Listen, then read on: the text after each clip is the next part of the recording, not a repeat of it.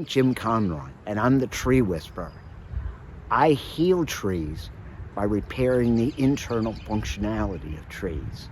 That's how I save trees.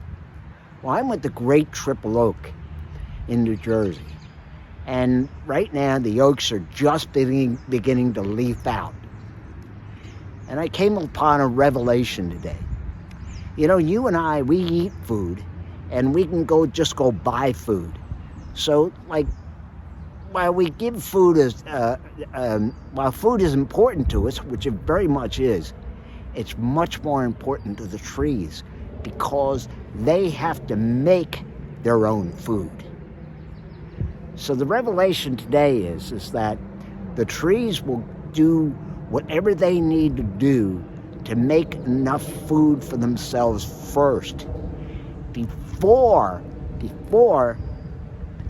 and have that food stored up. In other words, have enough food in their systems before they replenish their part systems and functions with food. It's kind of like they have to build up a food supply before they'll do that. And it's also quite interesting, and another revelation as part of that is before they will start building up their food supplies.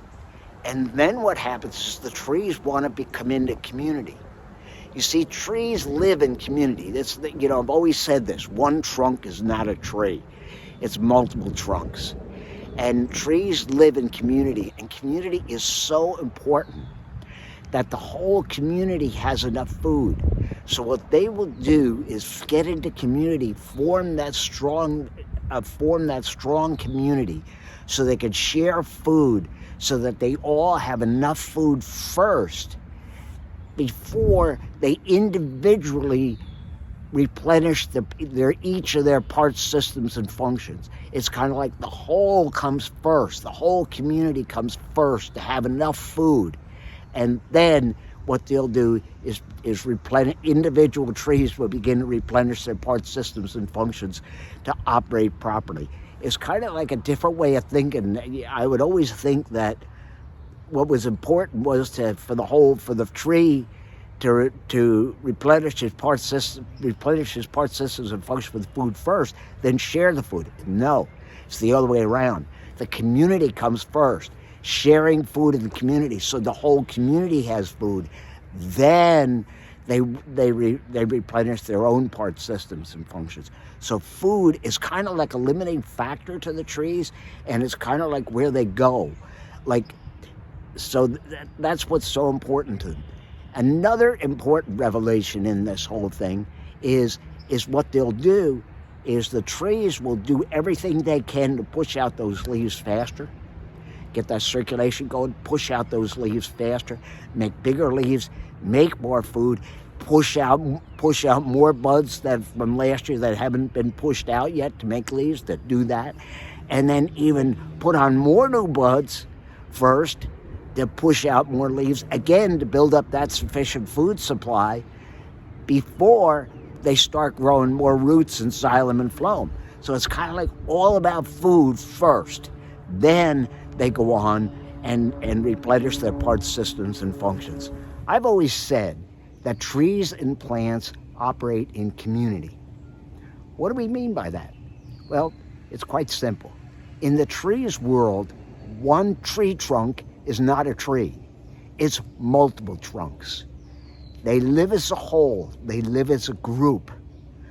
That while they're individuals, they share various things, and they live as a group.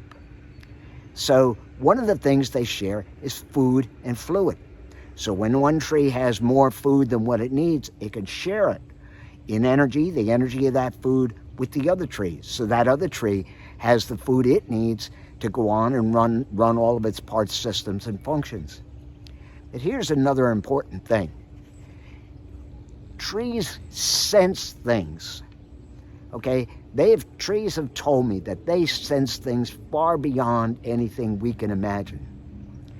So what happens is they sense a sick tree, and they can also sense a healthy tree. If they sense a sick tree, the idea is get that sick tree out of the community and keep all the trees healthy in the community. And that's a gradation in there. Very sick, that's kind of with very sick trees that would happen.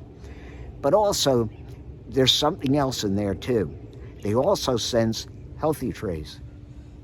So what they do is when they sense a healthy tree, what they do is bring their parts, systems, and functions into sync, the right timing, and the right entrainment, the right order, with the healthy tree.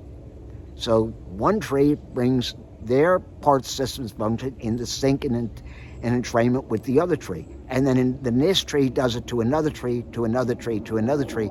And the whole community then is all in sync and entrainment with that healthy tree, okay? And then they all get to remain healthy. Like they actually sense that. And to me, that's a real eco-upshift. First of all, the real eco-upshift is about they live in community. And the second part of it is they actually sense healthy tree versus a sick tree. And what they do is they bring their parts, systems, and functions in sync with the healthy tree so that they remain healthy and strong and the whole community remains healthy and strong. So what's this all bring about? Well, it brings about a healthy community of trees. That's what it brings. And then all the trees can do whatever their purpose is for being here on this earth. And that's what it is. They can all grow, make more food, drive circulation and grow, but really what it is to reach their goals of what they want to do.